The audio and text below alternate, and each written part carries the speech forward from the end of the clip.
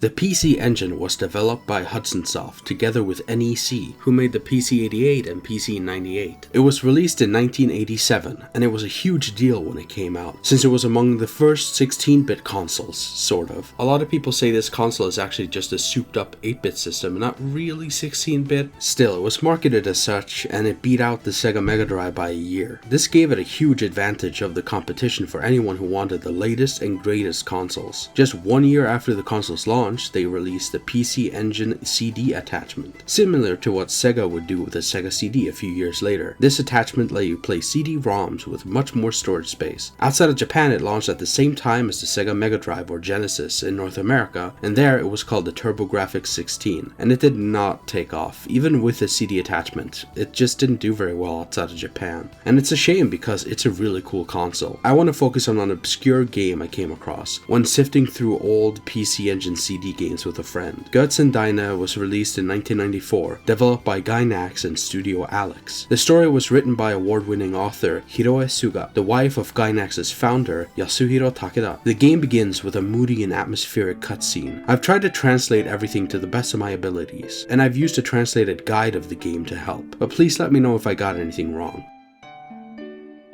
Once there was a demon, and it blinded the eyes of men and captured their hearts with its idols.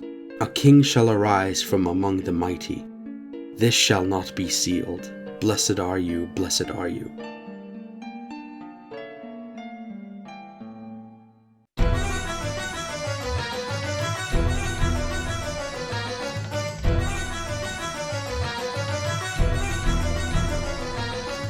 In the middle of the night, Princess Misa wakes up. She's being kidnapped by a group of demons. She's going to be their new sacrifice to revive the demon king. And the king's army arrives soon after, fighting tooth and nail to get Misa back. And there's one lone warrior in the front who manages to get through,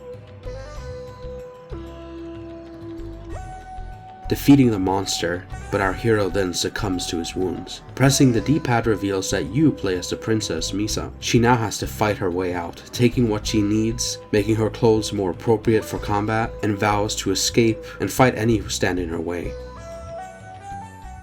It's good to keep your sword sheathed when not in combat, since you walk faster without it. Combat is very simple, just press the attack button when close to an enemy and try to keep a little distance. It's a very straightforward game. You look around for new doors, solve little puzzles, pull levers and fight monsters as you explore the giant castle and other areas. GötzenDiener is very slow paced. The music and atmosphere are very nicely done. The environments look cool even if they are pretty empty a lot of the time. I really would have liked to have seen more decor inside of the castle grounds, but I still think it looks very nice. The orbs in the bottom right indicate your health. To heal, just touch any of these turquoise statues. You also get spells you can use. A flame spell, which helps open some doors and you must use it nearby a source of fire, and a decoy spell to fool enemies, which you get very late into the game and I couldn't really find much use for it. You don't have an inventory, so you're often given what you need within areas. Sometimes you'll have to grab a hammer or other things and carry them around for a bit, but you can't climb while carrying things.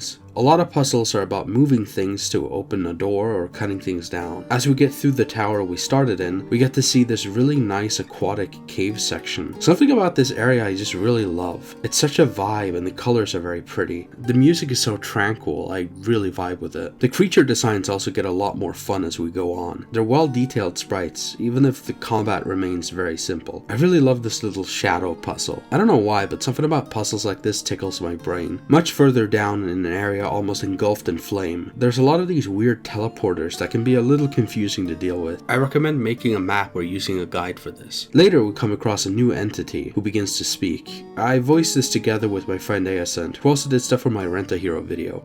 I figured it'd be more fun if we actually voiced these cutscenes since there's no voice acting in the game, and it's more fun than just explaining what they're saying.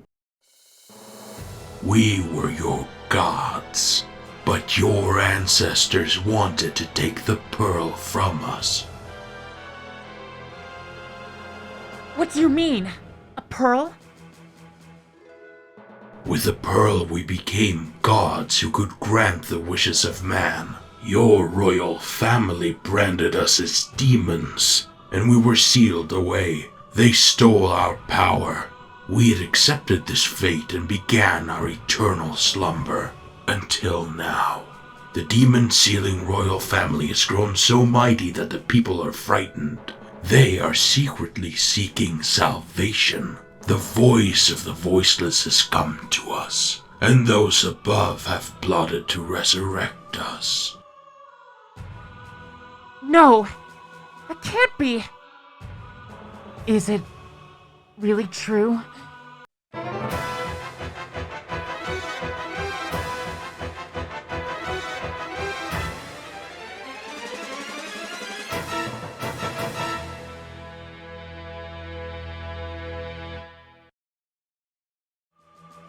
The entity vanishes. After a long trek to get above ground, fighting many large demons on the way, finally we get back up, and 2 giant demons wait for us. We have to take them out before the giant bird we spotted earlier in the game returns, and we ride on its back. A voice calls out to her as she leaves. Child of man. Huh? If this is your choice, then we shall sleep once more. But be careful, Princess. The world of the dead gods will move according to the desires of your human hearts. Whether you choose a good path or go down the wrong one, it all depends on how you live your life. Be determined, child of man. This game is really cool. I love the look, I love the music. I think the simple story works well. My only complaints are that I wish the controls felt a little less clunky. I wish there was a bit more going on. It'll take you a little over half an hour if you generally know what you're doing. For a CD-based game with a lot of detailed cutscenes, that's not too bad. But I've seen games from this era do a lot more. If we just had a few more story beats or 1 or 2 more areas to make the game feel more substantial and complete, that would be so cool. Someone once described this as a tech demo. And while I wouldn't go that far, I see where they're coming from. It's a neat game that could have been so cool if it just went a little further. But regardless, I still think it is a good game. I couldn't find any other reviews for this game, but I did find a couple of people who speedran it, so if you want to check that out, I'll link it below. And that's all I got for you this time. Thanks for watching.